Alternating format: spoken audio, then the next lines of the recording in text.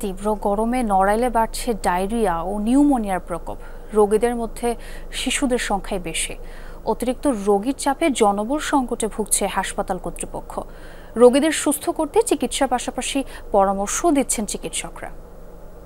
বাছাইকৃত লাল সরিষার দানা থেকে তৈরি হয় প্রাণ সরিষার তেল, আসল ঝাঁঝে আসল স্বাদে। হাসপাতালের প্রতিটি শয্যাতেই রোগী ও স্বজনদের ভিড়।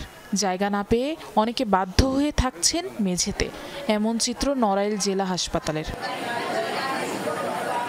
গেল কয়েকদিন ধরেই প্রচণ্ড গরমে বেড়েছে ডায়রিয়া ও নিউমোনিয়ায় আক্রান্তের সংখ্যা।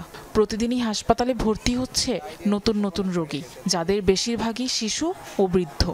কালকে সকাল থেকে পাতলা পায়খানা হচ্ছিল, 6-7 বার বাথরুম করেছে, আর আজকে সকালে একবার বমি করছে। তারপর 9টার দিকে নিয়ে আসছে হাসপাতাল। কালকে সকাল থেকে পাতলা পায়খানা হচ্ছিল, 6-7 বার বাথরুম করেছে, আর আজকে সকালে একবার বমি করছে। তারপর 9টার দিকে নিয়ে আসছে হাসপাতালে। ডাক্তার দেখে বলছে যে ভর্তি করতে হবে, ভর্তি করছি। ডক্টর আইছে, পরে বাড়ি গেছি, বাড়িতে অসুস্থ মেয়ে অসুস্থ, ফিরে আবার আইছি।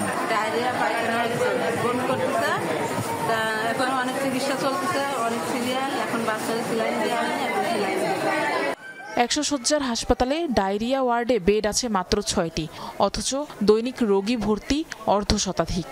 আমরা সব দিনই আসলে চেষ্টা করি আমাদের সর্বোচ্চটা দেওয়া, কিন্তু সবার মন রক্ষা করা তো সম্ভব না। সেক্ষেত্রে যদি আমাদের এখানে একটু জনবল বাড়তো, মানে আমাদের নার্সই আর একটু বাড়তো, তাহলে আমরা আরও বেশি সবার ডাকে সাড়া দিতে পারতাম।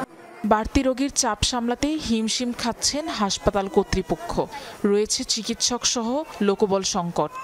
পানির সমস্যা সমাধান করার জন্য যত্রতত্র খারাপ ডোবা বা এসব জায়গা থেকে পানি ব্যবহার না করে যতদূর সম্ভব কষ্ট হলেও ডিপ টিউবওয়েল কিংবা যেসব টিউবওয়েলে পানি আসে সেখান থেকে পানি ব্যবহার করার জন্য।